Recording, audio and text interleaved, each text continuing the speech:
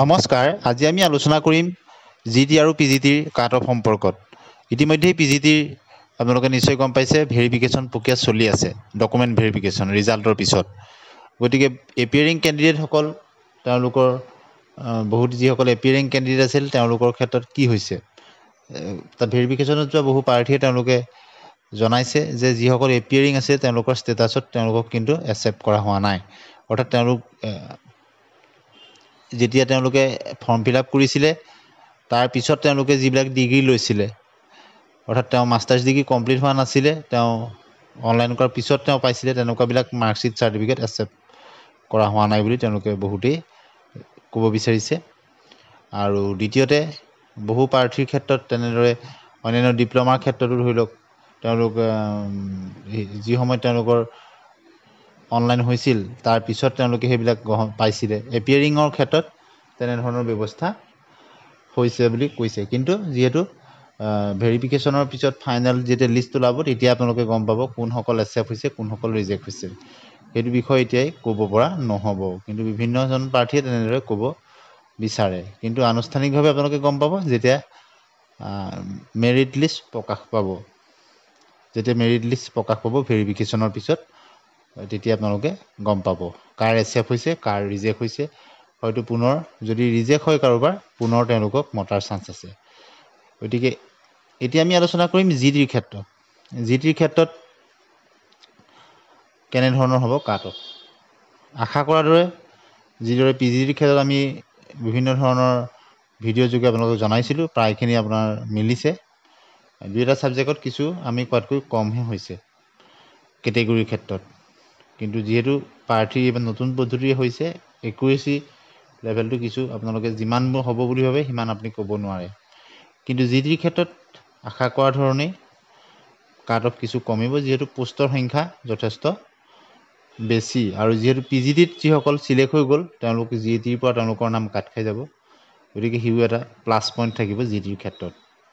গতিকে ছায়েন্সৰ ক্ষেত্ৰত জিটিৰ যথেষ্ট প্ৰাৰ্থীৰ সংখ্যা যদিও অন্য তুলনাত কম, তথাপিতো কিন্তু জিটি ছায়েন্সৰ ক্ষেত্ৰত কাট অফটো হাই হ'ব। ছায়েন্সৰ প্ৰাৰ্থীসকল যথেষ্ট স্ক'ৰিং হয়, তেওঁলোকৰ মাৰ্কছবিলাক যথেষ্ট তেওঁলোকে ভাল স্ক'ৰ কৰিব পাৰে। তথাপিতো পোষ্টৰ তুলনাত যিহেতু ইমান বেছি পোষ্টো নাই, গতিকে ছায়েন্সৰ ক্ষেত্ৰত কাট অফ কেনেধৰণৰ হ'ব পাৰে।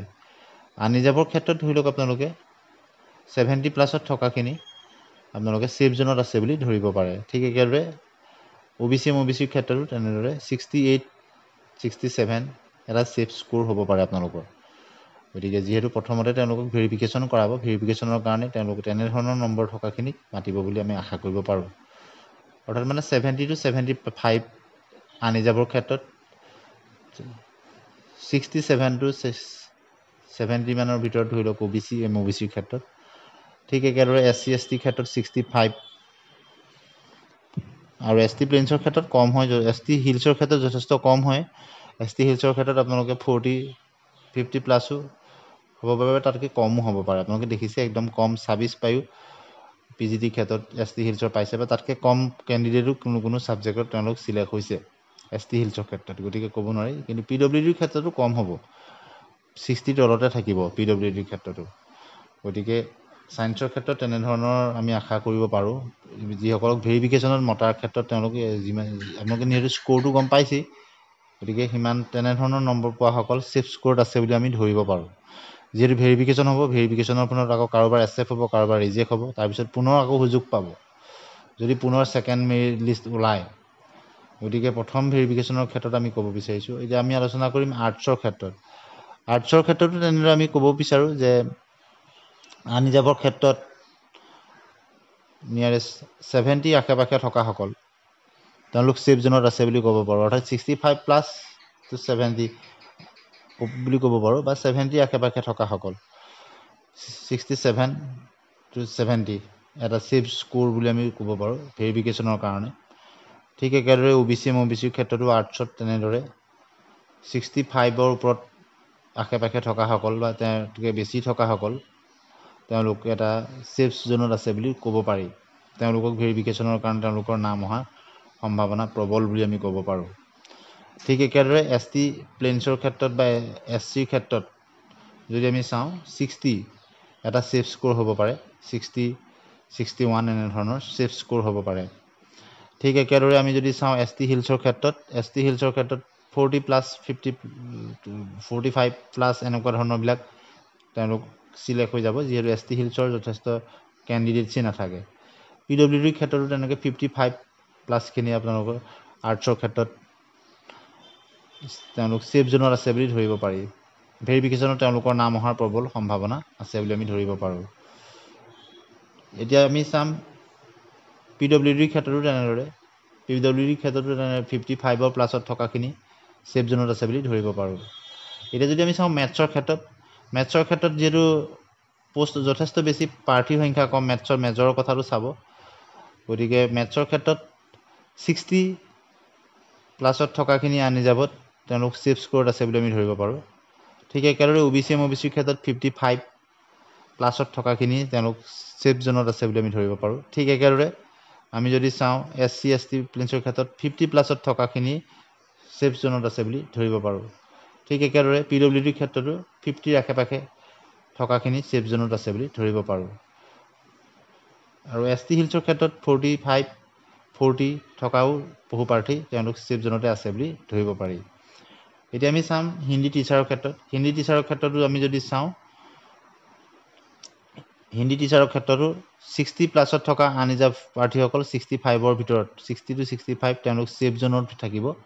মেক্সিমাম হ'লে 65 মানলৈকে যোৱাৰ সম্ভাৱনা আছে। গতিকে 60 ওপৰৰ পৰা থকাখিনি আনৰিজাৰ্ভত তেওঁলোক ছেফ জোনত আছে বুলি আমি ধৰিব পাৰোঁ হিন্দীৰ ক্ষেত্ৰত।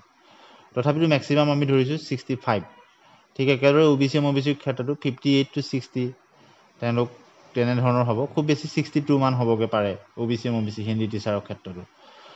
ঠিক একেদৰে আমি যদি চাওঁ ST প্লেনছ বা SCৰ ক্ষেত্ৰতো 55 to 60 ভিতৰত থকাখিনি ছেফ জোনত আছে বুলি ধৰিব পাৰোঁ। বেছিকৈ থকাসকলতো চিন্তাই নাই। ঠিক একেদৰে আমি যদি PWDখিনি চাওঁ, PWDও তেনেকৈ 52, 53 তাতকৈ বেছি স্ক'ৰ কৰাখিনি তেওঁলোক ছেফ জোনত আছে বুলি আমি ধৰিব পাৰোঁ। গতিকে PWDৰ ক্ষেত্ৰতো তেনেকৈ গম পালে। আৰু ST হিলছৰ ক্ষেত্ৰতো যথেষ্ট কম হ'ব, 40+, 45+ থকা প্ৰাৰ্থীও চিলেক্ট হ'ব, বা তাতকৈ কম থকা প্ৰাৰ্থীও তেওঁলোক চিলেক্ট হৈ যায়।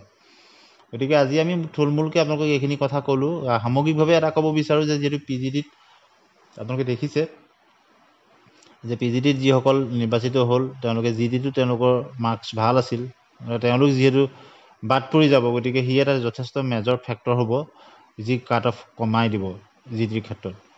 আৰু ভেৰিফিকেশ্যনৰ পিছতো যদি ছেকেণ্ড চান্স আহে, গতিকে আৰু কম নম্বৰ থকা প্ৰাৰ্থীও সুযোগ পাব বুলি আমি আশা কৰিব পাৰোঁ। গতিকে আপোনালোকে আমাৰ এই বিশ্লেষণটোত কেনে পালে, ইয়াতকৈ বাঢ়িব বুলি ভাবে নে কম হ'ব বুলি ভাবে আপোনালোকে জনাব। আমি মাত্ৰ আপোনালোকৰ পৰা বিভিন্ন কমেণ্টছ আৰু বিভিন্ন ধৰণৰ এই আনুষংগিক পৰীক্ষাৰ পৰা বিভিন্ন ভিডিঅ'ৰ যোগেদি আপোনালোকৰ বিভিন্ন যিখিনি মতামত আমি পাইছোঁ, বা বিভিন্ন গ্ৰুপছবিলাকত বিভিন্ন পোলৰ জৰিয়তে কিছু তথ্য সংগ্ৰহ কৰিহে ক'ব বিচাৰিছোঁ। যিহেতু সম্পূৰ্ণ এটা নতুন পদ্ধতি, আমি যিটো কৈছোঁ তাত হয়তো প্লাছ মাইনাছ কিছু হ'ব পাৰে।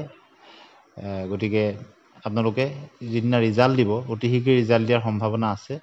গতিকে নিৰ্দিষ্ট ডেট এতিয়ালৈকে দিয়া নাই। গতিকে আপোনালোকে ৰিজাল্টৰ সময়ত গম পাব যে কিমান একুৰেচি হৈছে বা যোগ বিয়োগ হৈছে নেকি। আমি যিখিনি আমাৰ মন্তব্য বা বিশ্লেষণ আগবঢ়ালোঁ, ইয়াক আপোনালোকে কাট অফ বুলি নধৰি এটা বিশ্লেষণ বুলি ধৰিব। আৰু এনেধৰণৰ খবৰৰ কাৰণে আমাৰ চেনেলটি ছাবস্ক্ৰাইব কৰি দিব। ভাল পালে লাইক আৰু শ্বেয়াৰ কৰিব। আপোনালোকৰ মতামত কমেণ্ট ছেকশ্যনত ভদ্ৰভাৱে জনাব। ধন্যবাদ।